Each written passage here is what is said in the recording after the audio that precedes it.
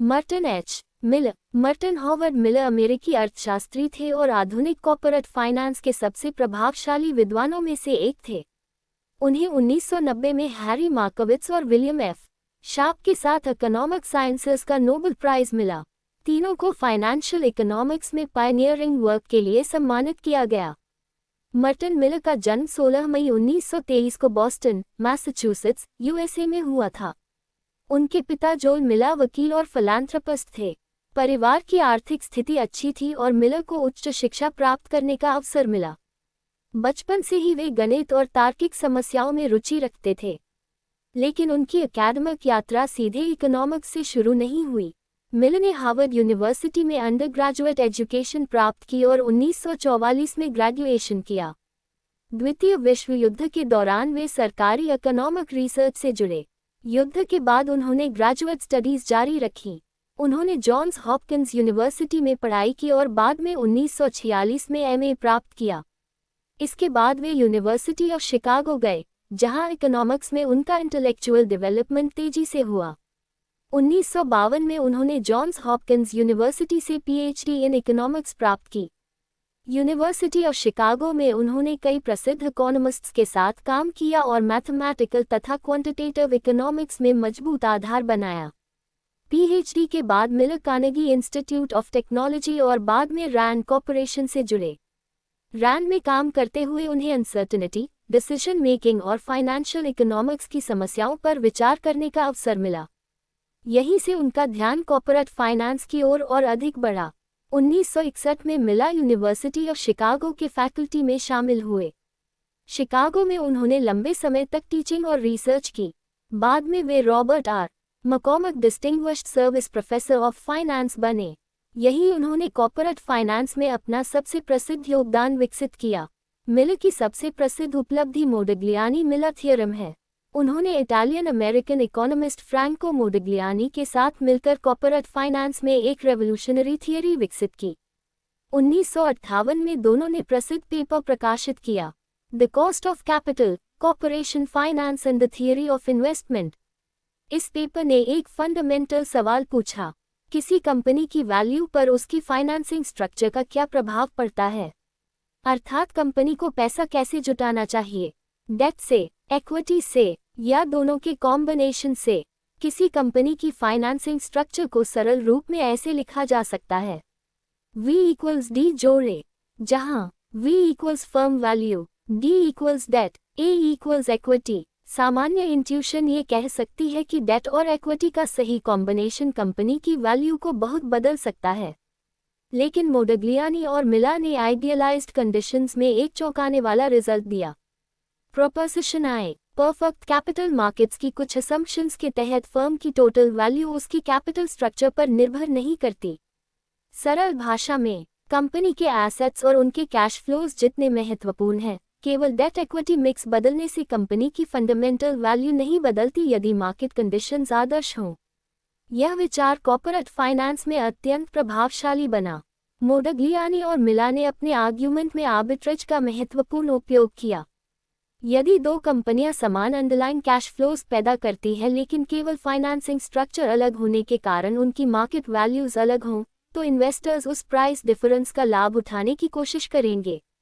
ये trading pressure prices को वापस अलाइन कर सकता है।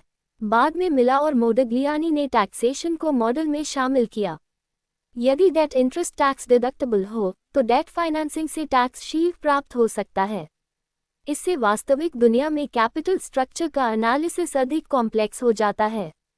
यानी ओरिजिनल थियरम का महत्व केवल ये कहना नहीं था कि डेट हमेशा इररिलेवेंट है, बल्कि इसका बड़ा महत्व था ये दिखाना कि किन असम्पशंस के तहत फाइनेंसिंग स्ट्रक्चर इररिलेवेंट हो सकती है और किन रियल वर्ल्ड फैक्टर्स के कारण वह रेलेवेंट बन जाती है।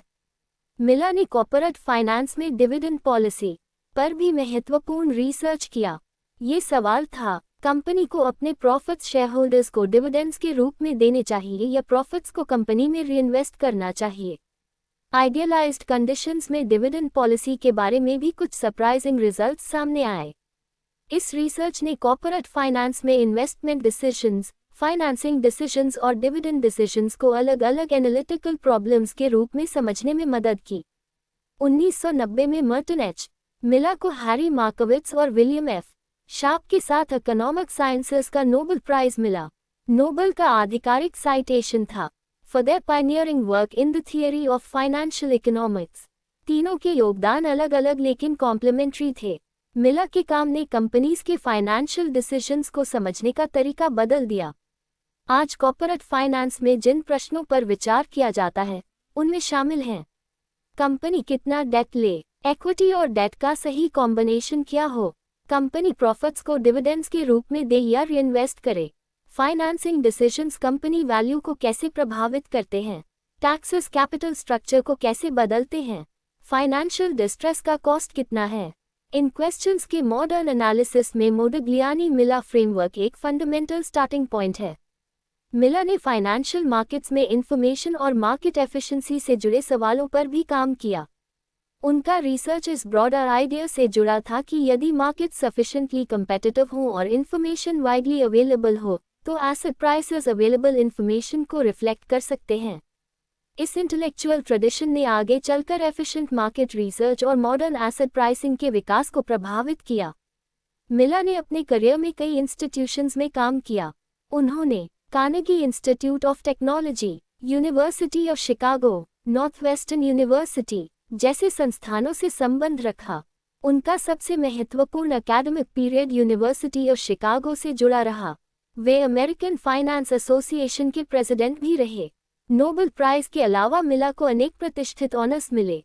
वे अमेरिकन फाइनेंस एसोसिएशन और अमेरिकन इकोनॉमिक एसोसिएशन के महत्वपूर्ण एकेडमिक सर्कल्स में सक्रिय रहे. उनके रिसर्च पेपर्स कॉर्पोरेट फाइनेंस की दुनिया में क्लासिक वर्क्स बन गए. मर्टन मिला ने एलेना मिला से विवाह किया था.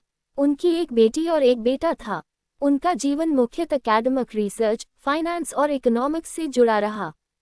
वे अपने स्टूडेंट्स और कलीग्स के बीच एनालिटिकल क्लैरिटी और मैथमेटिकल रिगर के लिए प्रसिद्ध थे. 3 जून 2000 को मर्टन एच. मिला का निधन शिकागो, इलिनॉय में हुआ. वे 77 वर्ष के थे.